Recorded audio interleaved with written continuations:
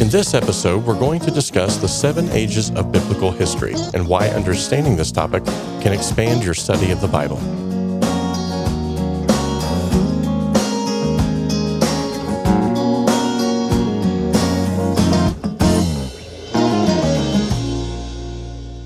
Hey folks, we've got another review to read for you today before we get into our topic. This review is coming from the Apple Podcast app again, from Dr. Ibanez. He left a 5-star review with the title, "Let's Go." He said, "A very informative, quick dive into truth.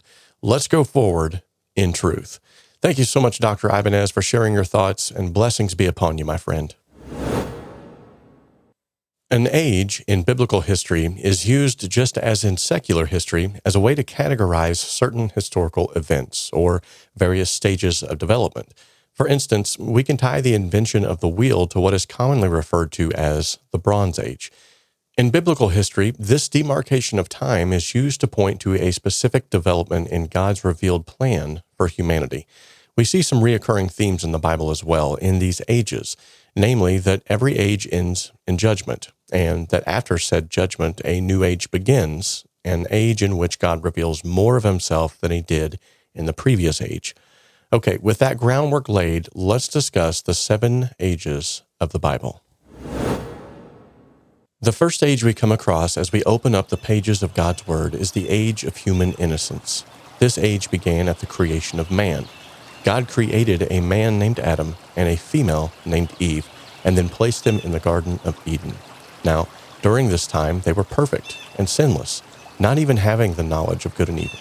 However, in Genesis chapter 3, we read that Adam and Eve fell prey to the voice of the tempter and sinned by eating the fruit from the tree of the knowledge of good and evil, the one tree that they were never supposed to eat from. Now, due to their disobedience, all of mankind from that day forward would be under the curse of sin. The age of innocence therefore ended in judgment. God drove Adam and Eve from the garden, cursing the ground with thorns and thistles, and what once would freely grow without needing to be tended would now require much toil, and in order for them to earn their bread, sweat would pour from their faces.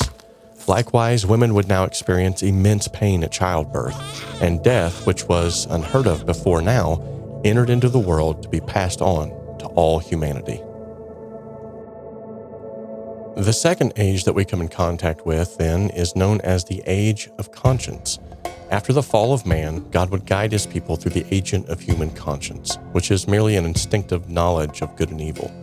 During this time, there was no word of God to guide them. As the fallen nature developed, so did wickedness. With wickedness came violence, which led to unbridled lust for every evil thing.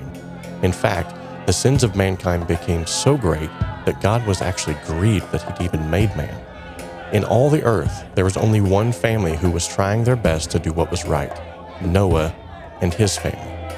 God called Noah to build a huge ark for the saving of his family and several kinds of clean and unclean animals for a great reset. After 120 years of hammering, sawing, and building, God would close the door on this age with the judgment of a great worldwide flood. After Noah and his family safely leave the ark, they are then thrust into the age of human government.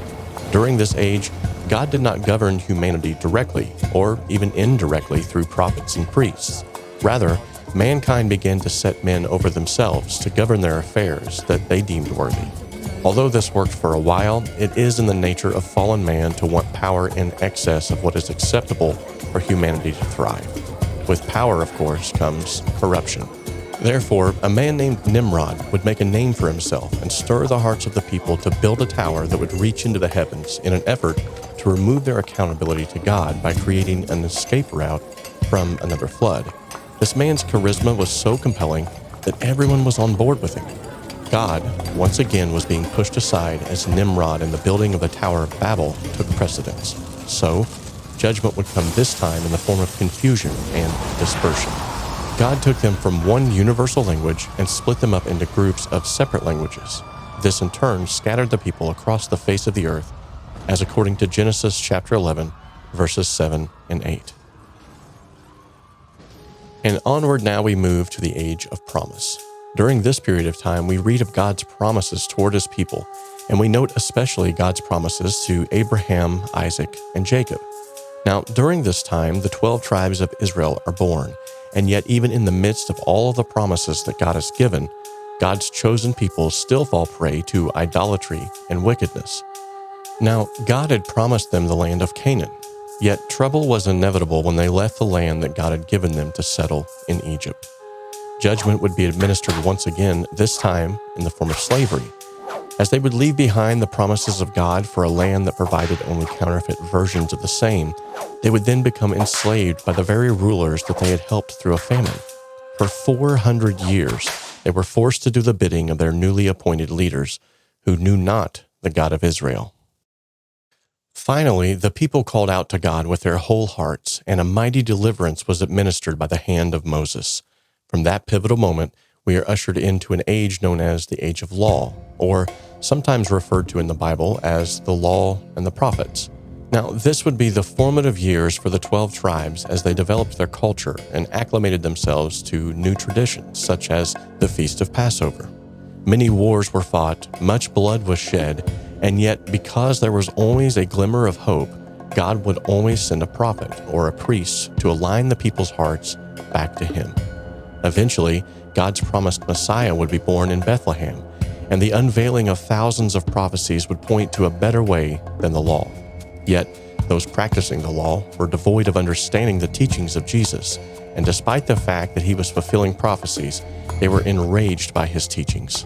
This period of time would end in judgment. Only this time, that judgment would fall upon Christ, thus ending the old covenant or the law, as Jesus was the fulfillment of the law and the promise of a new and glorious covenant.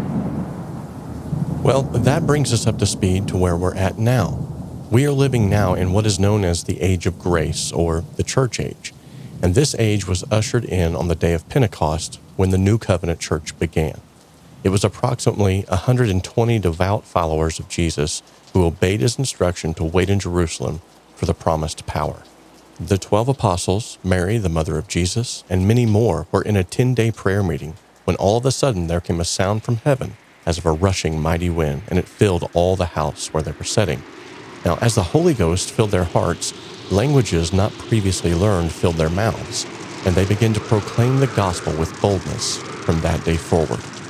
The age of grace that we are in now is our window of opportunity to follow God and His Word until the second coming of our Lord and Savior, Jesus Christ. Just as every other age, this age will end in judgment as well, in what is referred to as the Great Tribulation. And this leads us to the final and the seventh age of biblical history known as the Kingdom Age.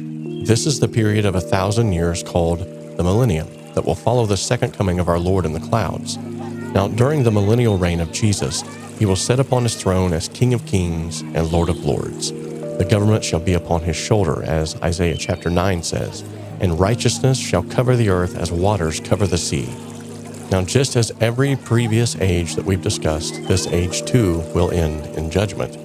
It's called the Great White Throne Judgment. In the book of Acts chapter 17 and verse 31 says, "Because He hath appointed a day in which He will judge the world in righteousness by that man whom He hath ordained." And in Hebrews 9 and 27, it lets us know, "And it is appointed unto man once to die, but after this, the judgment." So there is no escaping this great white throne judgment. So this has been a brief overview of the 7 biblical ages, but why is it important to know that these ages exist? Well, first and foremost, it confirms that the Bible is real and factual. The Bible records for us many places where the Jewish people lived, fought, dispersed, and even conquered. When we read the stories in the Bible and are able to match them to what we see physically in Israel and its surroundings today, the Bible becomes alive and authenticated. Secondarily, we can learn from the past. History does repeat itself. We find repetition in how the people lived, rebelled, repented, and were saved by God versus what is happening today. After thousands of years, mankind today is still faced with the very same challenges and problems that they faced in biblical times. And how those problems were resolved in the Bible will then become the same answers to our problems today. And probably one of the best reasons to know about these biblical ages is to know and study the character of God Himself. From the historical accounts on how God and man relate and interact, it can then give us a better idea of how God will relate and interact with us in this present day. History does tell us that God is the same yesterday, today, and forever. Likewise, tying in with this theme of knowing God, knowing history, or His story, helps us to better understand His word and His will for our lives. When we read the historical stories that are being told, we can put things in better context and perspective, which then helps us know why the Bible was written in the first place. God doesn't want us to wonder about Him. He wants us to know about Him. Reading all the stories and why God took so much trouble to reconcile man to Himself, from Adam and Eve to Noah, all the way to Jesus dying on the cross, illustrates the extent of God's love and grace and further beautifies our salvation. From history, we know that God is persistent, and He will try every effort to reconcile man back to Him. So today, we can trust that God will spend every effort with us to redeem us from sins and unrighteousnesses, so that we can have clean hands and pure hearts when we stand before Him on Judgment Day. Once again, thank you so much for stopping by the podcast today. Remember, every single episode has a downloadable PDF study guide with all applicable links and scripture references for you to go back to later or share with a friend. If you're listening to this in audio form, it will be in the show notes of the podcast app that you're listening on. If you're watching this through video form on the YouTube channel, that will be in the description of the video. Thanks for tuning into another episode of The Pentecostal Perspective. I'm so glad that you decided to gather around the Word of God with us today, and I pray that you found today's topic insightful, inspiring, and encouraging. Please take a moment to leave a review on the platform of your choice. Your feedback not only uplifts, but also helps to spread these positive messages to a wider audience, allowing others to be encouraged as well. If you have any questions, prayer requests, or you would like to request a topic for a future episode, send a text message to 1-833-921-9023. Until next time, God bless you in the mighty name of Jesus Christ.